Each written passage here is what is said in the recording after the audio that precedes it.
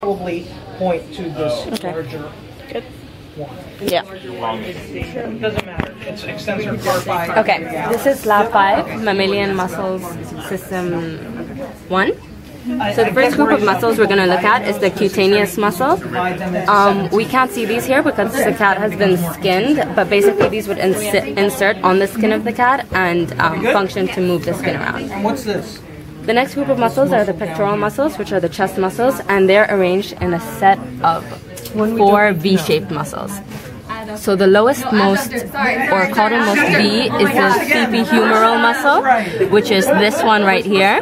The next up cranially is the pectoralis profundus, which is this one right here.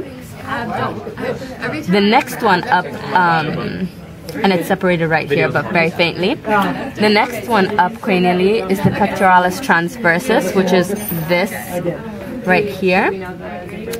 And most cranially, we've got the pectoralis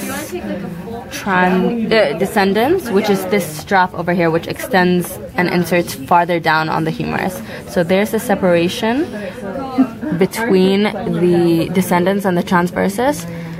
This is the descendens, and this is the transversus. Okay, so the next group of muscles is the trapezius and the sternocleidomastoid group. A good reference point when looking at this muscle group is this white, fatty, like hump thing.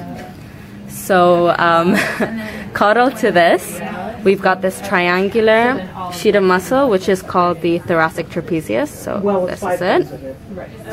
And cranial to the white thing is the cervical trapezius. So this is the cervical trapezius right here. Okay. Even more cranially, we've got the cladocervicalis and the cladobrachialis, and these two are separated by the clavicle. So clado means clavicle. That's a good tip to use. So this top bit would be the cladocervicalis. Here is where the clavicle would be if we dug deep. And then this part is the cladobrachialis, and this inserts on the ulna. Okay? So the next group of muscles is the shoulder muscles, which I may need some assistance finding.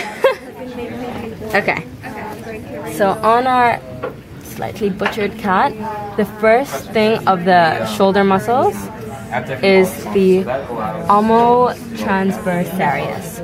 That is this strap right here, which we cut off, but if we didn't, it would extend like so across the pectoral girdle. So that's the omotransversarius. Exactly. So in this sort of position.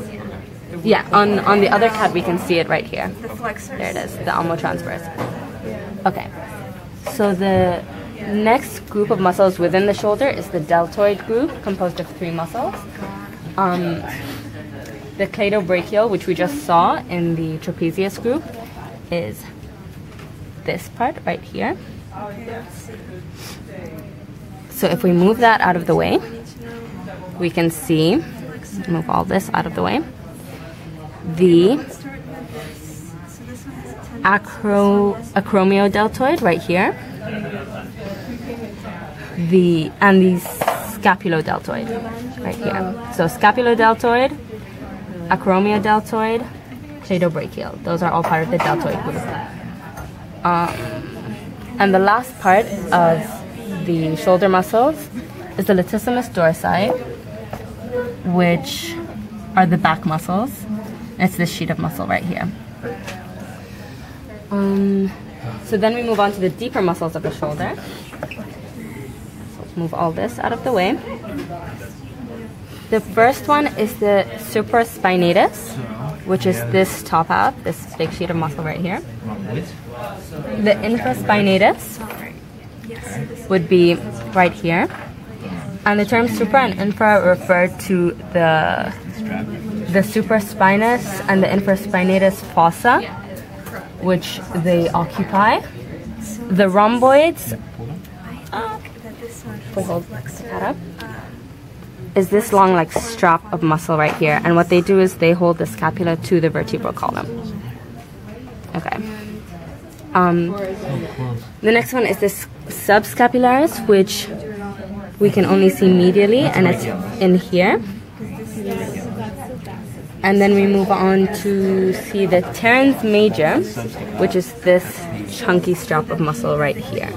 So we have supraspinatus, infraspinatus, and teres major.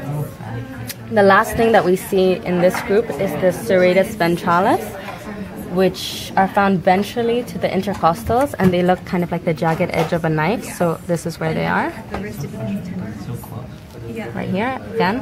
And it's the largest one, but I'm also still looking at 150. And so then we move on to the last group of muscles, which are the hypaxial muscles. Now, the hypaxial muscles are composed of 3 layers of muscle. The first one is the external, and these point towards the midventral line downwards, so in this direction. Once we move these out of the way, we see the internal obliques, which point upwards towards the midventral line. So it's kind of hard to see, but here they are. That's good. And then if we move these out of the way, these are very thin layers, we'd see the transversus abdominis, which also point downwards like the external obliques, but not so steeply. So these are the transversus. The last one is the rectus abdominis, which is 2 straps of muscle on either side of the midventral line, and this is it. So it runs longitudinally. And we're done. Is this it or is this it? Well, it's Which one do you press?